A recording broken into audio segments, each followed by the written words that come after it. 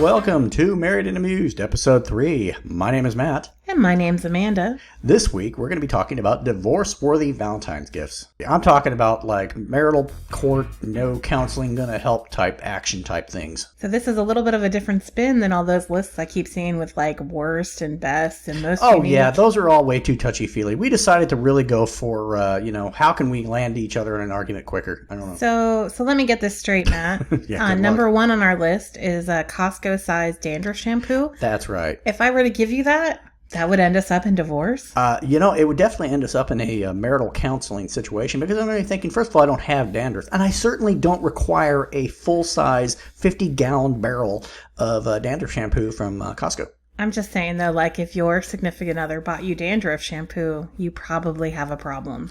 That is possible, but at the same time, I also think it's saying to the significant other, hey, you're dandruffy. Have some shampoo.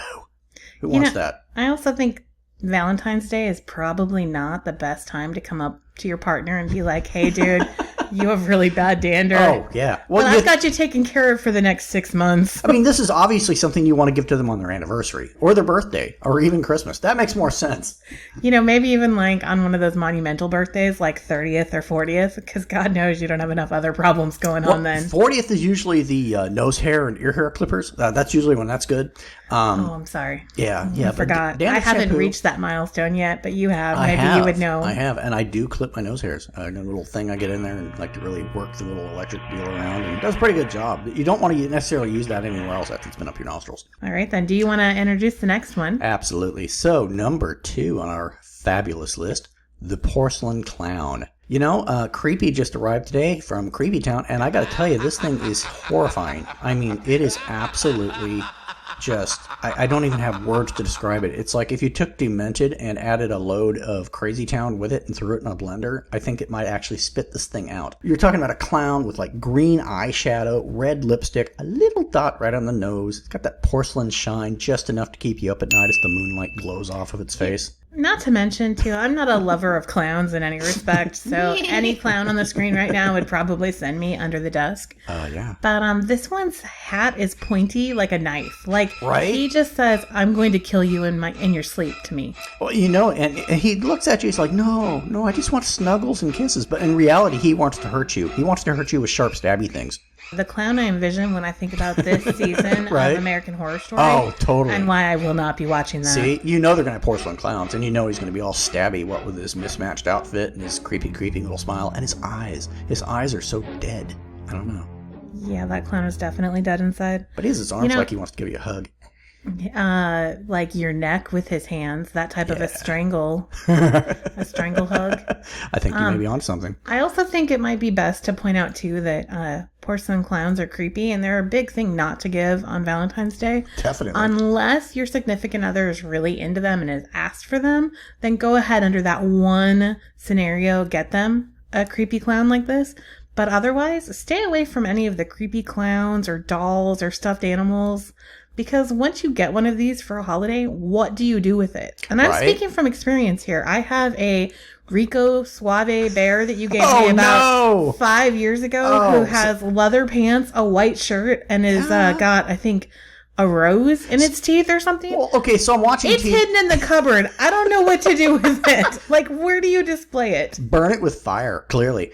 No, I mean, so back then, I'd been out of the circle for a little bit as far as the dating scene, and I'm thinking, hey, I want to make sure to get something nice. I want to get, actually, were we even engaged at that point? No, we were married. We were married. Oh, whoops. Oh, that's even worse. Anyway, it was like second or third year of marriage present. Well, I remember the commercial, and I'm thinking, they promised that your wife will love this. And it shows these women all happy and bouncing up and down, jumping up and down with joy. Because clearly, commercials always tell the truth. Oh, yeah. I mean, if it's on TV, it's got to be true, right? Yeah. They lied. They lied. Anyways.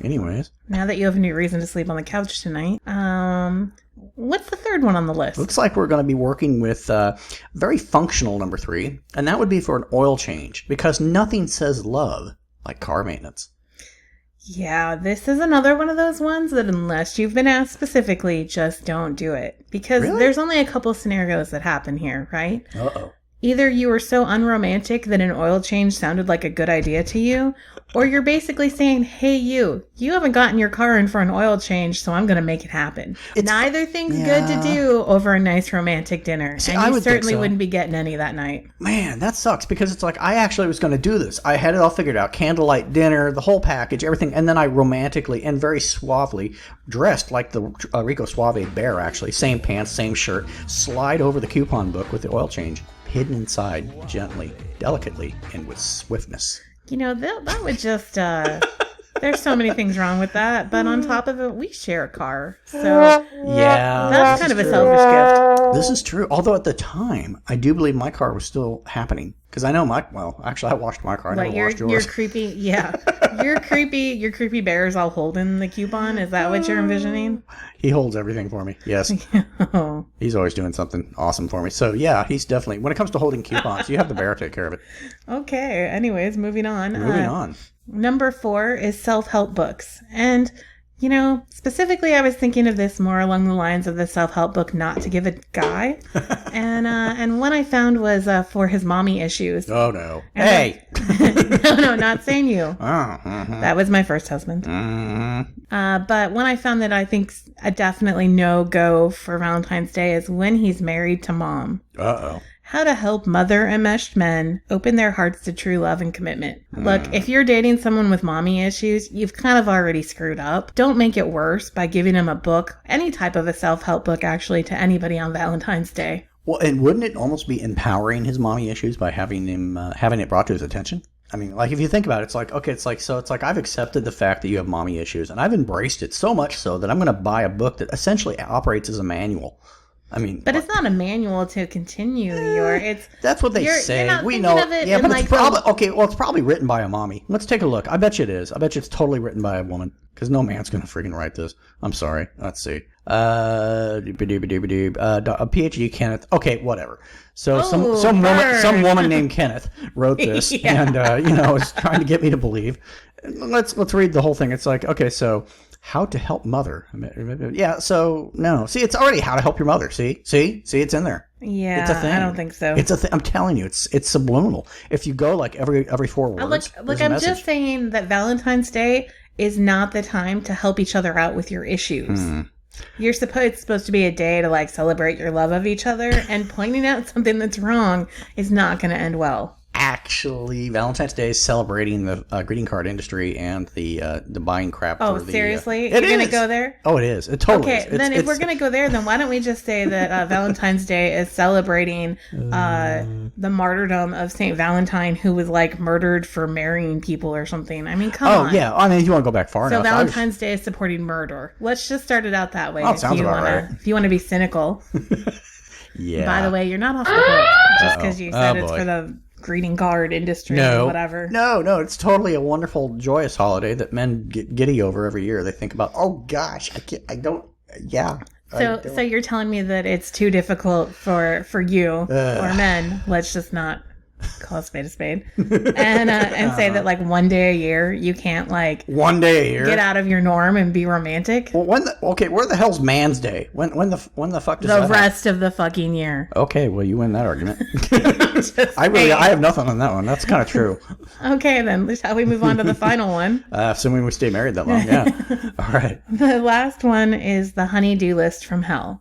And what I mean by that is I'm sure a lot of men out there have gotten the honey-do list of things that need to be finished. And so, I've actually considered doing this one to you myself, where not only do I like plan out something that we're going to finish this weekend and dedicate the weekend to it, but I'm going to be by your side helping you. Is this air quotes helping or is this helping? That's what I want to know. Because air quotes helping is supervisory usually. And it involves standing there. I make an awesome supervisor. Of course, it's a supervisory role. That's my case. Because my mom used to do this to my dad a lot. He would be in there just totally taking down a room, doing a great job, whatever. She comes in with her hands on her hip. And as soon as you see the hands on the hip, you know you're in trouble. Because it's like, yeah, I thought I'd come in and see if I can lend a hand. You know what we need to do is herpa, derpa. And it's just like, oh my God, seriously? In fairness, though, There are several times that you'll be working on a project, Mm-hmm. and I'll come out and I'll be like, oh, well, that's one way to get it done. Or we could do it this way, which won't involve you redoing whatever you didn't do right the first time. Mm-hmm.